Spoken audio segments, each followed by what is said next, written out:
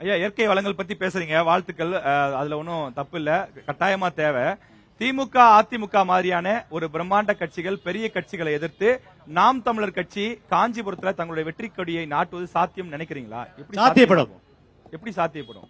மக்கள் ஓட்டு போட்டா நாங்க வெற்றி பெற போறோம். அவங்களுக்கு கட்சி வலிமையா இருக்கு, ரெண்டு பேரும் கூட்டணி பெருத்த கூட்டணி, எல்லாருமே சொல்றாங்க 11 கட்சி, 10 கட்சி, 5 கட்சி, 3 கட்சி ஓட்டு போட்டா ஜெயிப்பீங்க ஐயா. ஆனா மக்கள் உங்களுக்கு எப்படி ஓட்டு போடுவாங்க? மக்கள் ஏன் உங்களுக்கு ஓட்டு போடணும்?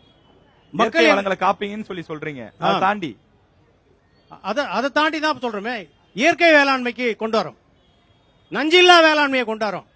இல்ல, காஞ்சிபுரம் மாவட்டத்து இளைஞர்களுக்கு வேலை வாய்ப்புக்கு என்ன திட்டம் வச்சிருக்கீங்க?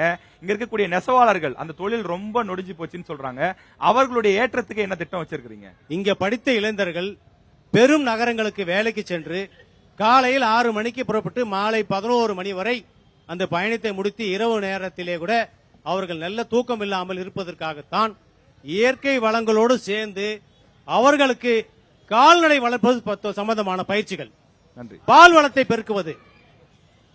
பெருக்குவது, கோழி பண்ணைகள் அமைப்பது, அந்தந்த படித்த இளைஞர்களுக்கு அந்த கிராமங்களிலே அந்த இயற்கையான அந்த கால்நடைகளுக்கு உண்டான பயிற்சியை கொடுப்பது, பயிற்சி கொடுத்து அவர்களுக்கு விற்பனை வாய்ப்பை ஏற்படுத்தி கொடுப்பது.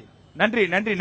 இயற்கை வளங்களை பாதுகாப்பது மட்டுமல்லாமல் இயற்கை பொருட்களை விற்பதற்கு உண்டான மையங்களை உருவாக்குவது, அது போன்ற விஷயங்களை நாம் தமிழர் கட்சி கொண்டு வரும் என்பதை நான் வெளிப்படையாக தெரிவித்துக் கொள்கிறேன். நன்றி நன்றி.